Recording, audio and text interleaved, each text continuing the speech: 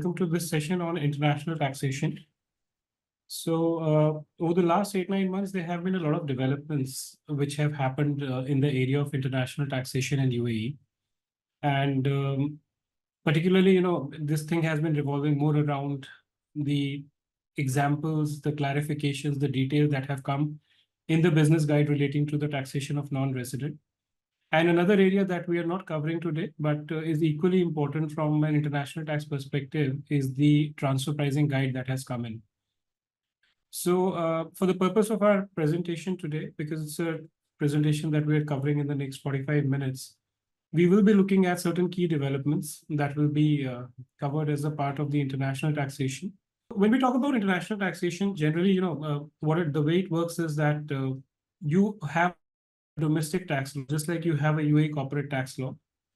And then there are tax treaties, which might be the domestic country and another foreign country. So in this corporate tax law, that serves as a domestic tax law.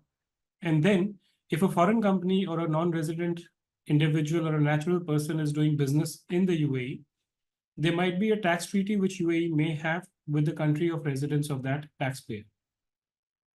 So let's say, for example, if the non-resident is from KSA, there might be a tax treaty between KSA and UAE. And if that tax treaty provides any additional advantages or any additional benefits, whereby the non-resident can claim exemption in respect of a particular income, which otherwise may be taxable under the UAE corporate tax law, that is something that you can go for. And this is something which is covered in Article 66 in the UAE corporate tax law itself, which says that whenever there's an international agreement, the terms of that provisions of the domestic UAE corporate tax law.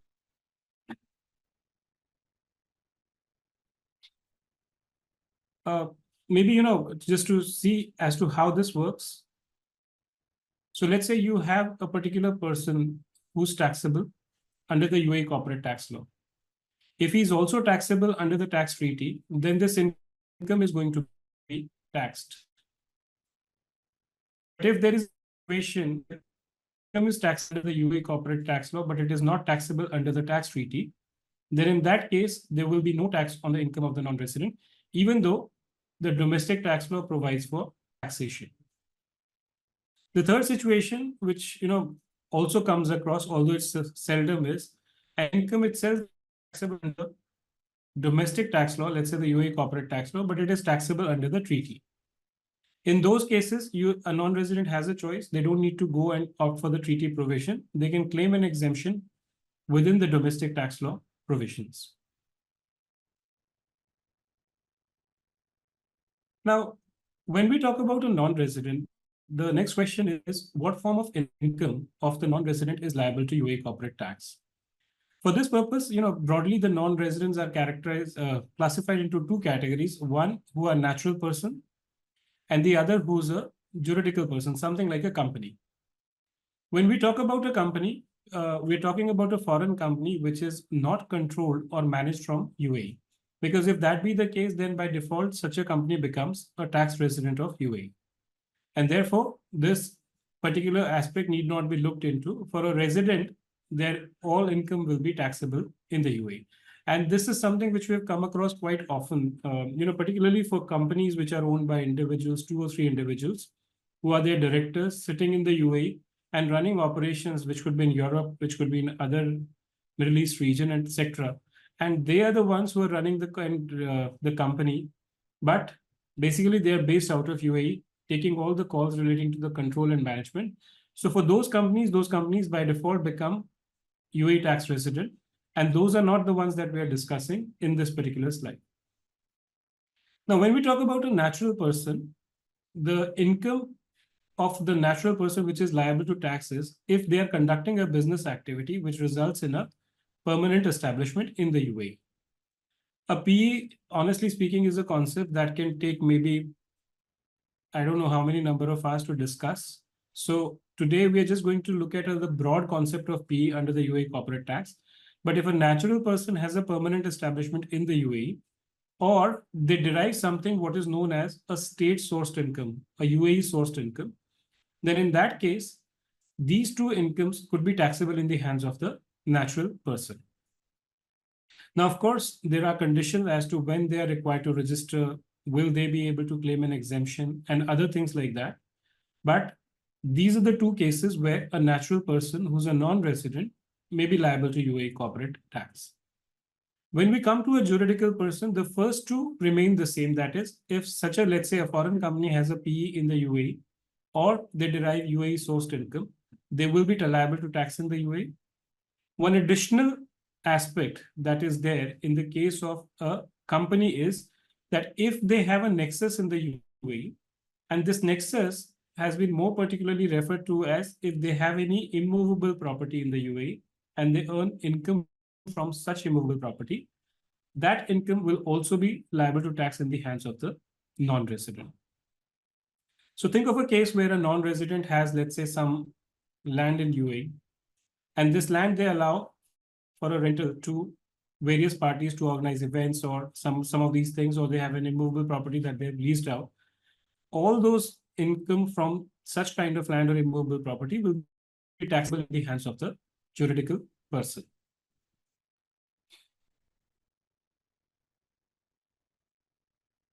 Now, when we talk about the registration, the requirement to register for UAE corporate tax, in case of a non-resident, let's say if it's a company, if they are subject to tax because of the reason that they have a permanent establishment in the UAE or they have a nexus in the UAE, they are required to obtain corporate tax registrations. However, if a non-resident is deriving UAE sourced income, but they neither have a PE nor have any form of nexus in the UAE, they are not required to obtain a corporate tax registration. This is something that has been explicitly mentioned in the Guide for Non-Resident Taxpayers issued by the FTA. When we come to a non-resident natural person, in their case, if their revenue actually exceeds 1 million dirhams, that is when the requirement to register for corporate tax arises. If the revenue does not exceed 1 million dirham, then basically it has been given that they are not required to register for UAE corporate tax. Now, let's look at this particular slide where we've just tried to cover three separate aspects which might be relevant from understanding the taxation of a non-resident. The first one is that let's say there's a foreign company which is engaged into marketing activities. Now, this company, if it provides marketing services to a free zone branch of another company in the UAE, whereby they are just doing certain marketing work sitting outside UAE. And again, all these are something which is very, very, so international taxation to a large extent is also dependent on facts. Even though two people might be providing the same services, a slight change in the fact can actually trigger a different set of taxation. So let's say, for example, if you have a foreign company which is providing marketing services, they don't have an office, they don't have anything else in the UAE. All the work is being done outside UAE, but they get income from a person who is a tax resident of UAE, then this is something which is referred to as one of the state sourced income or UAE sourced income. But if they do not have any form of a presence in UAE, so right now we're just looking at this set of facts for the purpose of our discussion. But if they don't have any form of presence in the UAE, then the income that they get from this activity will not be liable to UAE corporate tax. And therefore, they will not be under an obligation, assuming this is the only line of income that they are getting. But when we talk about, let's say, they also have a permanent establishment in the UAE. And let's say they earn income from this permanent establishment, which is by way of a service fees. Now, even though from a marketing services standpoint, they were not required to register, if they have a permanent establishment in the UAE, then they will be required to obtain UAE corporate tax registration. The third situation could be that in addition to this and this, they also had an immovable property and they were deriving rental income from such immovable property. Again, this will also form a kind of a nexus for them in the UAE, and this income will also be liable to UAE corporate tax. So when this foreign company actually files a tax return, if it is getting all the three income, right? One needs to offer the income from immovable property and PE to taxation. The taxability of these marketing services would be governed on whether these marketing services are unrelated to the PE or these are attributable to the PE. So if they are not related, then currently one can take a stand that these are not taxable. But if these are attributable to the PE, even these income need to be paid, included in the taxable income and paid. Of course, once we progress with the UAE corporate tax and we see as to how the forms, etc., are coming in, the chances are that these kind of income may also require disclosure, even if they are not taxable. So, like I mentioned, in respect of a non-resident natural person, the requirement to register for corporate tax is triggered only when their revenue exceeds 1 million dirhams during a Gregorian calendar year, which is basically between 1st of January to 31st of December. Now, on the practical side, there may be certain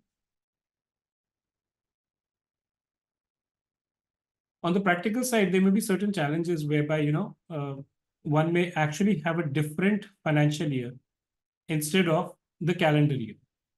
And the question that comes up is, for looking at this exemption, are we required to again recalculate the revenues for the calendar year?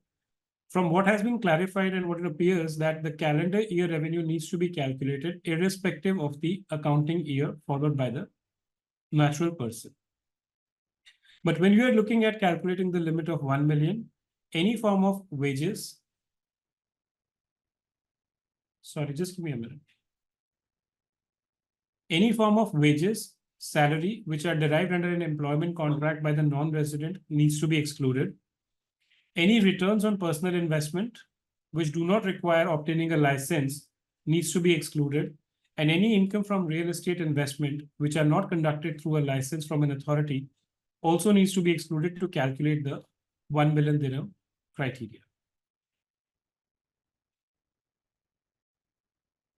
So the next question is, what would be the corporate tax rate on a non-resident? And these are more or less in line with what is there for the residents as well.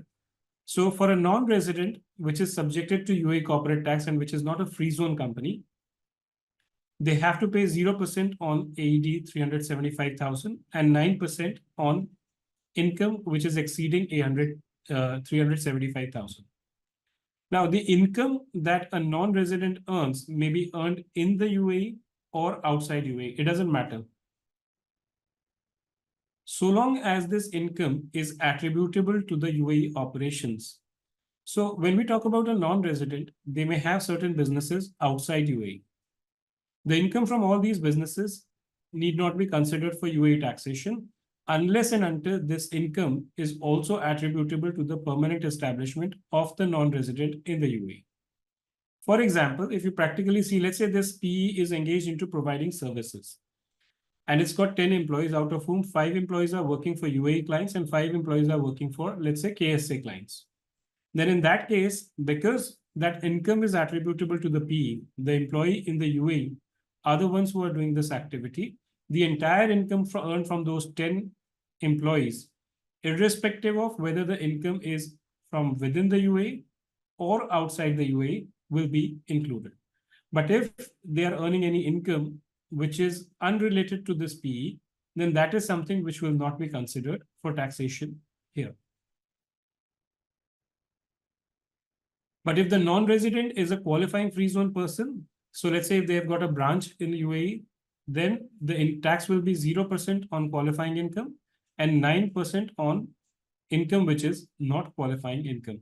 Again, the income might be within or outside the UAE as long as it is attributable to the operations in the UAE.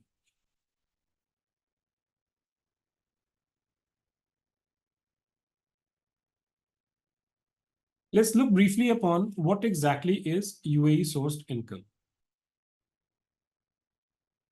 So UAE sourced income, is an income which is derived from a resident person. That is, if you provide services to a UAE resident, if you as a non-resident and they generate income from such activity, that is something which is considered as a UAE sourced income.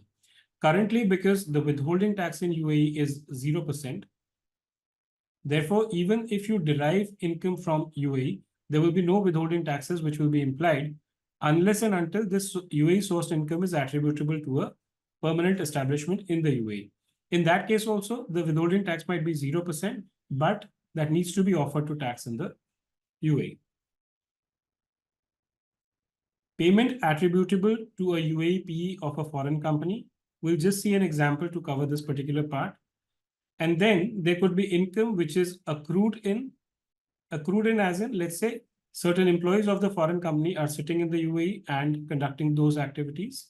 So income would accrue in UAE, derived from activities or contracts performed in the UAE, assets located in the UAE. So let's say, for example, if there is a machine that is given out, an automated machine that is situated in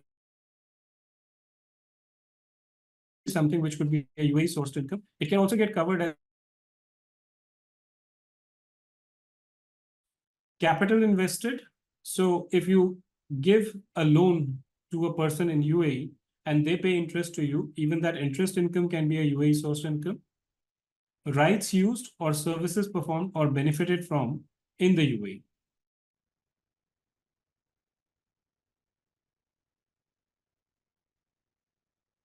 I think we'll just come back to the questions in a short while.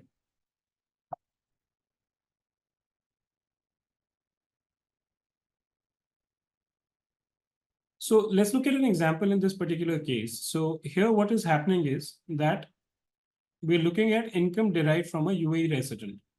So if there's a UAE LLC, it obtains certain professional services from a foreign company for which it makes a payment of AED 600,000. In this case, because the payment is derived from a UAE resident person, this will be considered as a UAE sourced income.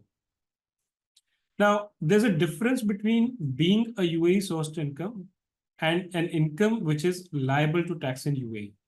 So what we are looking at on the last slide and right now is whether it constitutes a UAE sourced income or not. If it does not cause a UAE sourced income, there's no taxation. But if it is a UAE sourced income, then you need to see whether further conditions are met, and therefore is it liable to UAE corporate tax or not. The second could be a situation where an income is attributable to UAE of a foreign company. If you look at this particular slide, what is happening here is that there's a foreign company which has a permanent establishment in the UAE, right? This PE is actually, so FCO2 is a foreign company that has a PE in the UAE. This PE availed services from another foreign company in connection with provision of services to a UAE company. So let's say this PE was providing services to a UAE client.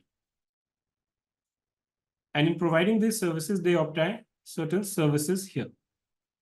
Now, when we talk about this kind of a payment, this payment can actually be done either by the PE themselves, or in some cases, what happens is that the head office makes the payment directly, right? So even if this payment is made directly, because this is attributable to the operations of the UAE company, even though the payment is from one foreign company to the other, it is treated as an income which is state-sourced income from a UAE corporate tax perspective.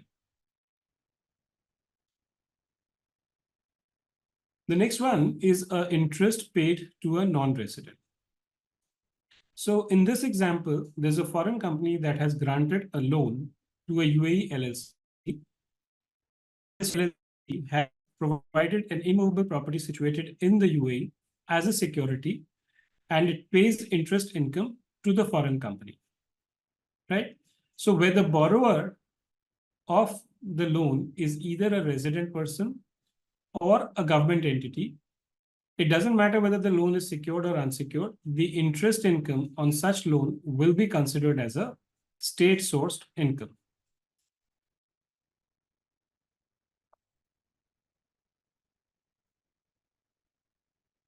Now, when we talk about the state sourced income, some of the issues that one needs to keep in mind is that currently the withholding tax on such payment is 0%. There may be a possibility that at some point in time, there could be a withholding tax that could be imposed on this, because generally what happens is globally, when you have these kind of income, which are considered as UAE sourced income under the corporate tax law, there's a withholding tax that is applied on them generally on a gross basis. So let's say there could be a 10% withholding tax on such payment, 15% tax that could be on such payment. It could even be 0% under the relevant tax treaties. You just need to see what is the provision of that particular tax treaty that is there.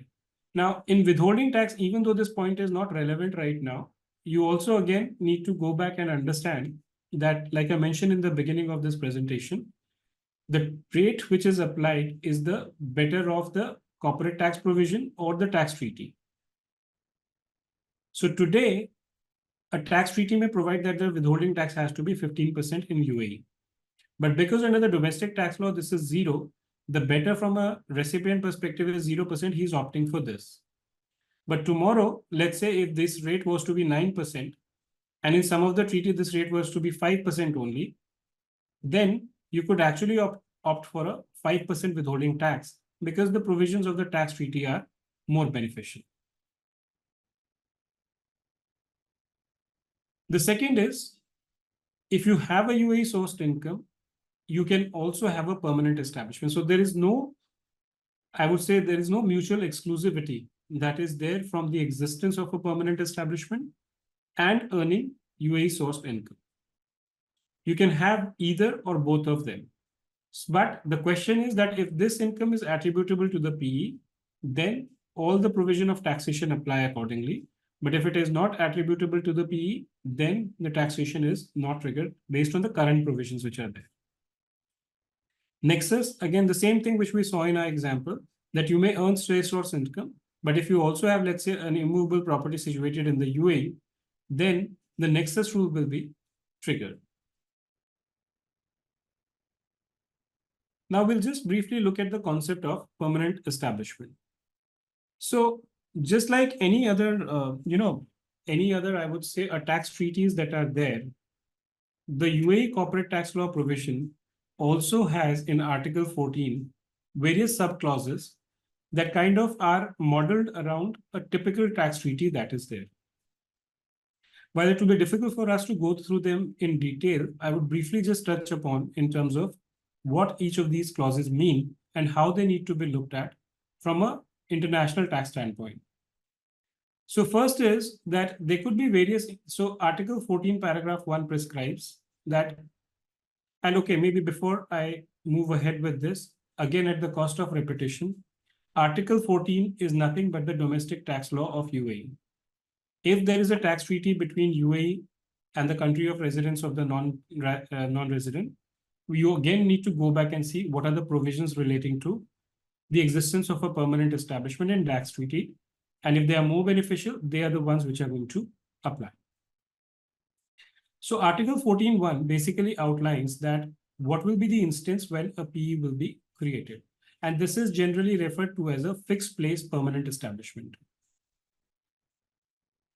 This kind of permanent establishment arises when a non-resident has some fixed place in the UAE. This could be in the form of an office, it could be in the form of a branch, it could be a workshop, factory, or it could be even certain equipments which are installed at a fixed place. The second basically provides that what all are specifically included in the fixed place of business. So para 1 basically gives the general definition, and para 2 says that specifically an office, a branch, a factory, etc., will be included in para 1 for the purpose of being a PE. The third paragraph is basically on specific exclusions. Now, when a taxation is introduced by any country, there is a cost of collection of taxes as well. That could be in the form of maintaining adequate manpower to deal with those cases, the cost of litigation, etc., even from the revenue side. So Article 14, paragraph 3 basically lists down that certain activities which are basic or preparatory right? We do not represent the core income or core business of the non-resident. If a non-resident is doing those activities in the UAE, those will not result into a permanent establishment. However,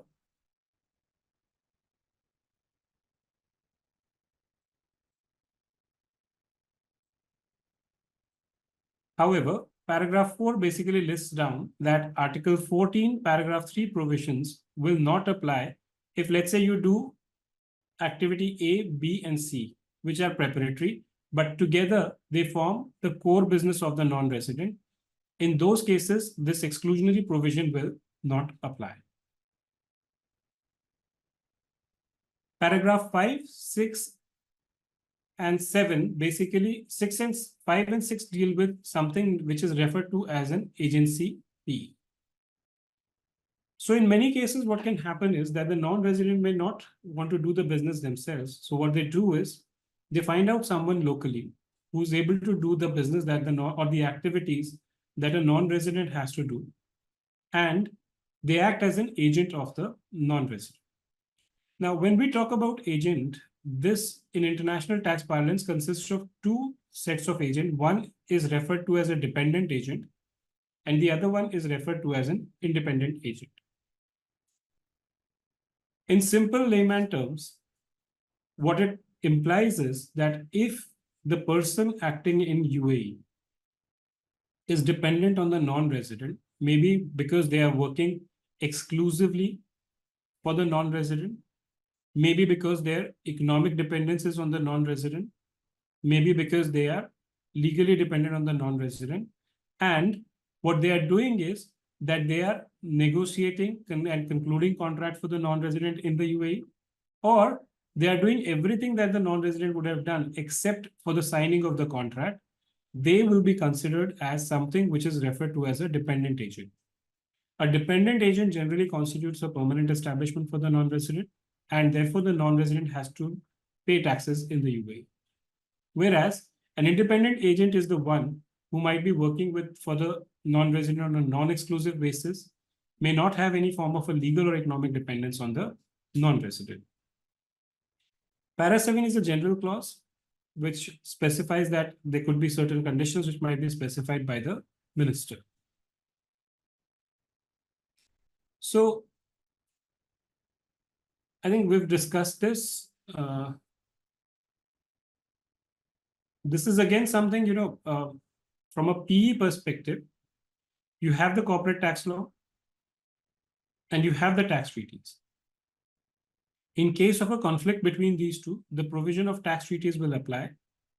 But in case there is no tax treaty between the country of residence of the non-resident and UAE, in that particular case, the UAE domestic tax law provisions will apply.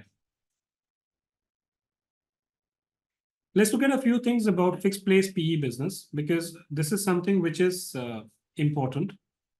Generally, a fixed place PE will arise when the non-resident conducts operation in the UAE for more than 6 months. So let's say if they are doing it for a shorter period of time, at a general level, a permanent establishment is not created.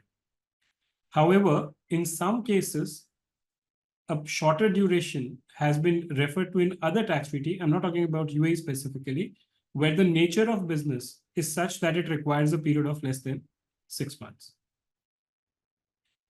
The non-resident may be carrying out their entire business operations from such a place, or they may be carrying out part of their operations from such a place.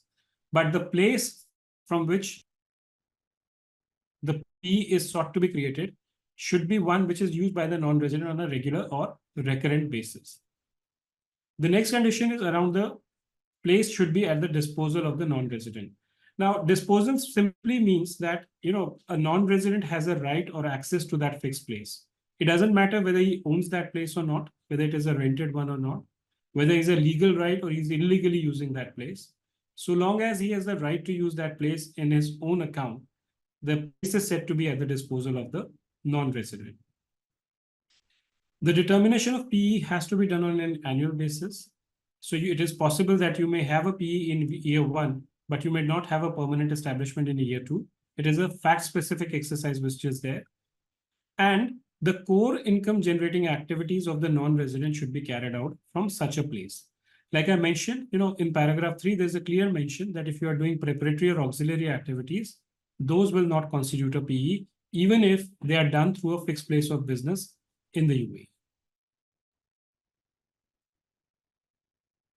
These are some of the examples as to what can be a permanent fixed place of business. It could be an office, a workshop, a factory, a work location, a machinery, or an equipment. Some of the factors which are irrelevant in deciding whether a PE exists or not is whether the place is owned by the non-resident from where the business is conducted, that would amount to a fixed place PE. There may not be a legal right as long as there's an effective control. Even if a place is occupied illegally, that can still constitute a permanent establishment. And there is no requirement that it should be an exclusive right of non-residents. So let's say think of a situation where there is a co-working space where the employees of non-resident are working on a flexi seat basis. So long as they have a right to get into the co-working space, sit down, work, do their work, even if they don't have an exclusive right to use a particular area of that co-working space, that will constitute a permanent establishment. These are some of the examples for an agency permanent establishment. So let's say, for example, if a non-resident has an agent in the UAE, right, who's acting as an exclusive distributor for the foreign pharma company, right? He meets the customers, he negotiates the contract, he prepares the contract, runs it past with the customer. The only thing that happens is the signing is concluded outside the UAE. In such a case, there can be a PE of this non-resident in the UAE. The second most common form of permanent establishment, which has been in a lot of debate and discussion over the past few years, is commissioner arrangements. Now, in a commissioner arrangement, basically what happens is that, let's say there's a non-resident and he has an agent in the UAE. This non-resident may actually supply goods to a customer. And the way the entire transaction is designed is as if this agent is getting the ownership of these goods in his name and then selling them, right? So on the face of it, it appears as if this is a transaction on a principal to principal basis, whereas in effect, the transaction is that the non-resident is actually just paying commission to the agent. In those cases also, a permanent establishment can arise. However, the situation will be different where a representative of a foreign pharmaceutical company is just going to doctors and providing them information around the medicines that the doctors may choose to prescribe to their customers, or rather the patients who are there. In that case, because there is no proximity of contract between the doctors and the foreign company, a PE may not arise. One other simple question that we keep on receiving very often is, just because a foreign company has a subsidiary in the UAE, does that mean that they also have a PE in the UAE? And the answer to that is no. Unless and until the activities of this subsidiary fall either under the fixed place of business test or under the agency PE, just because a foreign company owns this company, it would not result into a permanent establishment for the foreign company in the UAE.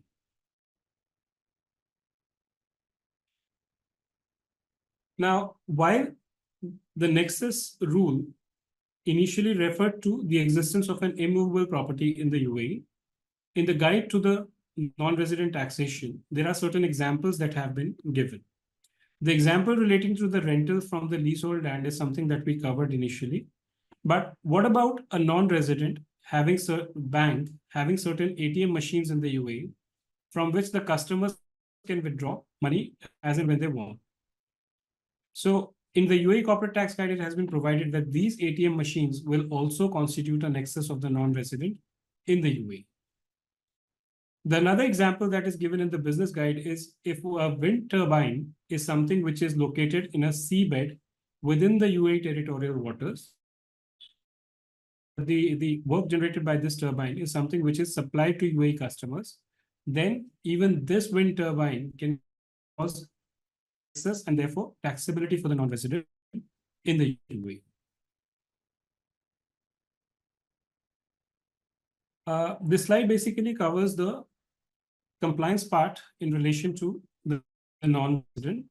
So just like the resident, once a non-resident has a permanent establishment or nexus and has a taxability, they are required to prepare the tax return on the basis of adequate and standalone financial statements, which are prepared in accordance with accounting standards which are accepted in the UAE, which is IFRS. These are generally required to be prepared on an annual basis, but under certain exceptional rules, they are permitted to use it on a cash basis as well. The income which is attributed to the permanent establishment or the nexus has to be calculated on an arm's length basis by treating the permanent establishment and the head office as a separate entity. Now, this is something again which is a very, very common problem in international taxation, which is that what happens if a non-resident, so let's say if there is a non-resident and then they have a branch in the UAE, by manipulating or playing around with the prices at which the transactions are done with the branch, the non-resident can actually impact the UAE corporate tax by changing the taxable profit. So let's say in case this branch makes purchases, if it does it at a higher value, then the expenses are higher and therefore the taxable profit is lower. Whereas if this branch were to sell goods to the non-resident, if they sell it at a lower price, again, the taxable profit in the UAE stands decreased. Therefore, it is provided that all transactions between the non-resident and the PE would be required to be done on an arm's length basis. In other words, the provision relating to transfer pricing will kick in and one will need to justify that the transaction price is based on the arm's length. The tax return by the non-resident is just required to be filed like a resident. They have to file the return and pay the corporate tax within 9 months from the end of the relevant tax period. So let's say if the tax period is 31st of December, September 30th is when this needs to be completed.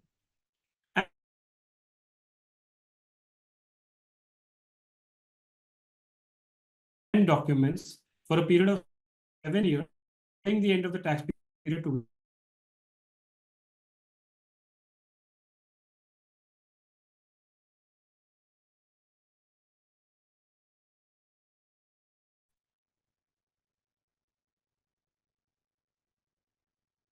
And the last question is small business relief available to a non-resident person?